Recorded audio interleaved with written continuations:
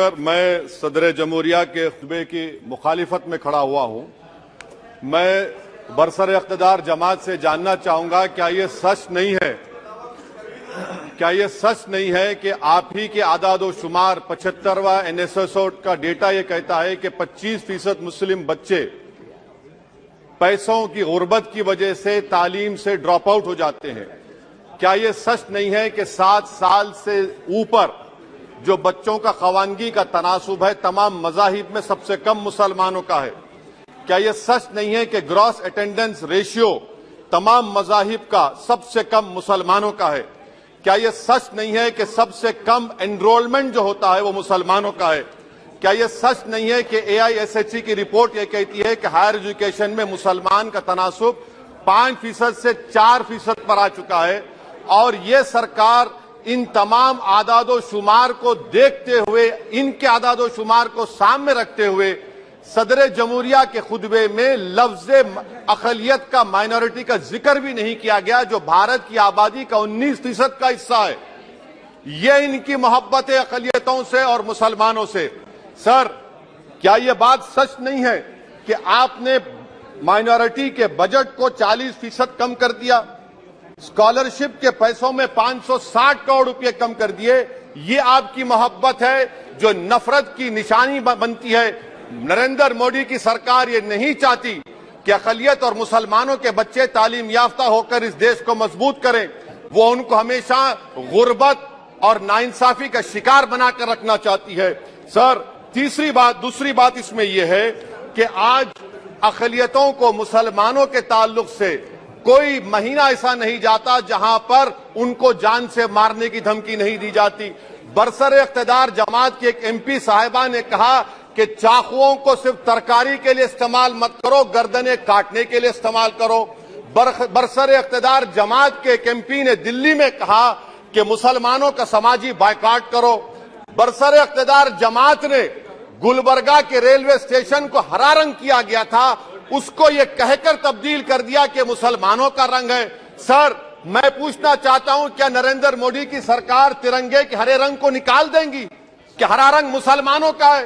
क्या नरेंद्र मोदी की सरकार खरबूजे पर पाबंदी आयद कर देगी और देश की जनता से कहेगी कि नागपुर में आपके हेड ऑफिस में उगा हुआ सिर्फ संतरा खाया जाएगा?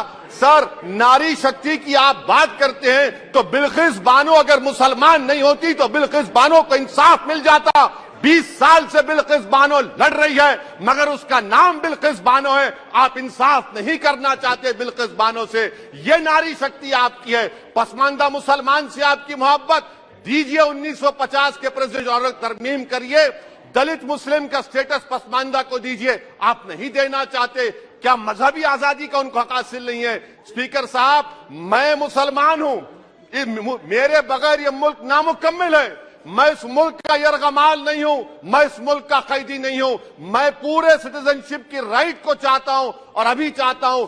कब आप बिहार के सुरजापुरी और कुल्हिया बादरी को कौमी OBC स्टेटस देंगे? स्पीकर साहब, दूसरी अहम बात मैं कहना चाह रहा हूं, चीन का जिक्र आपने किया।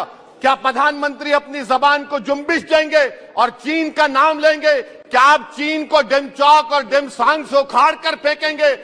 DGP कॉन्फ्रेंस में चेयरमैन साहब कहा गया कि 65 पेट्रोलिंग पॉइंट में से 26 पेट्रोलिंग पॉइंट पर भारत की फौज पेट्रोलिंग नहीं कर सकती है। चीन से आप डरते हैं। अरे, डिसएंगेजमेंट हुआ तो डी-एस्केलेशन कब होगा? डी इंडक्शन कब होगा? चीन से आप डरते हैं। 3 साल से चेयरमैन साहब 50,000 भारत की फौज हजारों फीट चोटियों पर बर्फ में खड़ी हुई है। देश के प्रधानमंत्री को क्या भारत की आवाम पर भरोसा नहीं है? भारत की फौज पर भरोसा नहीं है? अरे, चीन का नाम लीजिए वजीर आजम, डरिए मत चीन से। तीसरी पॉइंट सर, हमारे कानून के मंत्री चले गए। पैराग्राफ 79 और 82 में बेसिक स्ट्रक्चर पर, आईनी ओहदों पर बैठे हुए लोग बेसिक स्ट्रक्चर पर तनकीद करते हैं, लॉ मिनिस्टर कॉलेजियम पर तनकीद करते हैं। इस ऐवान में जब NJSE का बिल आया, मैं वाहिद MP था, अब याद होगा आपको, जो मैंने कहा था कि भारत के संविधान के खिलाफ होगा बेसिक स्ट्रक्चर के। इंदिरा गांधी से सबक हासिल करना चाहिए। इंदिरा गांधी कहती थी कि जुडिशियरी मेरी पाबंद होना। अब नरेंद्र मोदी कहते हैं कि जुडिशरी मेरी वफादार होना। इंदिरा गांधी ने 42nd अमेंडमेंट किया, देश की जनता ने इंदिरा गांधी को इख्तियार से बेदखल कर दिया। आप वही इंदिरा गांधी के इराक को ला रहे हैं। आप बताइए स्पीकर साहब, क्या ईसाई मानने वाले व्हाइट टेरर हैं? क्या ईसाई मजहब के लोग व्हाइट टेरर को फरोग देते हैं? आप बताइए। मैं यहां पर जजेस को तहफुज करने के लिए नहीं खड़ा हूं, मैं बेसिक स्ट्रक्चर की हिफाजत में बोल रहा हूं। मैं अदलिया की आजादी के लिए खड़ा हूं, मैं एग्जीक्यूटिव की आजादी के लिए खड़ा हूं, लेजिस्लेचर की आजादी के लिए खड़ा हूं। चेयरमैन साहब, कोर्ट का काम यह नहीं है, जजेस का काम यह नहीं है कि नरेंद्र मोदी सरकार की मदद करे। अदलिया का काम यह है कि इस देश की कमजोर और मजलूम आवाम से इंसाफ किया जाए। चौथा पॉइंट स्पीकर साहब, यहां पर एक बड़े सरमाएदार का जिक्र किया गया है। क्या यह बात सच नहीं कि कांग्रेस और बीजेपी ने ओलिगार्क्स को पैदा किया? आप दोनों ने मिलकर ओलिगार्क्स को पैदा किया। आज इसी वजह से 60% मुल्क की दौलत 1% जनता के पास है। आप दोनों ने बैठकर मलाई खाई और गरीब और नौजवान पिस रहा है। अरे बताओ, ये जो 28 लोगों की लिस्ट है जो देश का पैसा खाकर भाग चुके हैं या बैठे हुए, उसमें कोई मुगलों का नाम है क्या? कोई मुगलों का नाम नहीं है, मगर आप उस पर कुछ नहीं बोलेंगे।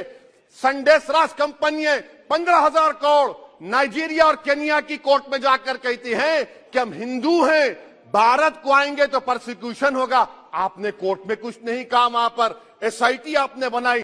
मगर शुक्र है, मैं लाइटर वेन में कह रहा हूं कि हाइडेनबर्ग अगर यहां होता तो यूएपीए लग जाता उस पर।